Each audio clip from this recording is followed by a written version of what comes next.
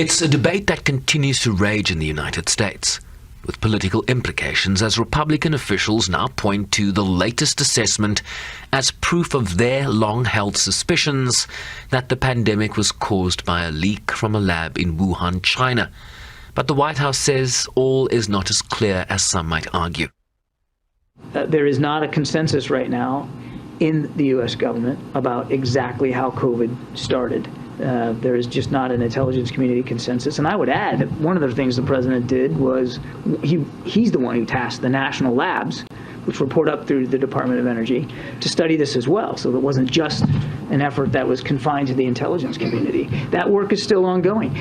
But the president believes it's really important that we continue that work and that we find out as best we can how it started so that we can better prevent a future pandemic. The new assessment was swiftly rejected by China that called for the issue not to be politicized.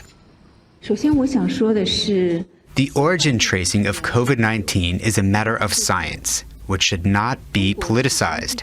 China has always actively supported and participated in global science-based origin tracing. It is an authoritative, scientific conclusion drawn by joint experts from China and the World Health Organization on the basis of field visits to relevant laboratories in Wuhan and in-depth exchanges with relevant scientific researchers that the lab leak theory is extremely unlikely.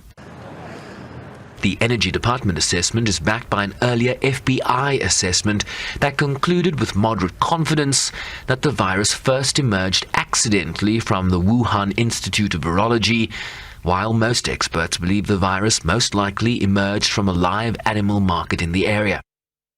I do think that right now this is a very charged issue because we've all just been through this horrible pandemic and we've seen the lives lost, the economic disruption, all the challenges we've had, and we want somebody to blame. What I, as a scientist, want is an answer as to why it happened so that we can be better prepared so it doesn't happen again. And I have to come down time and time again on the fact that the data are surely there to support that it was a spillover event. I haven't seen any data yet that supports clearly that it was a lab leak, but we can't rule that out.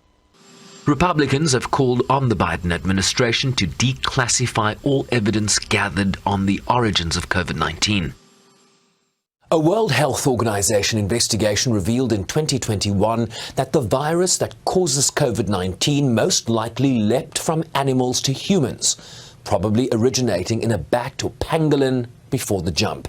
That report also stated that it was extremely unlikely that the highly transmissible virus escaped from a lab in China.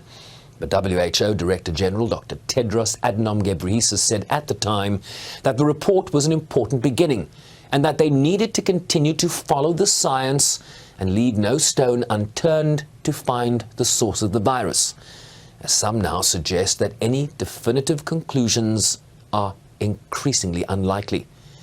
Sherman Briceby's SABC News, New York.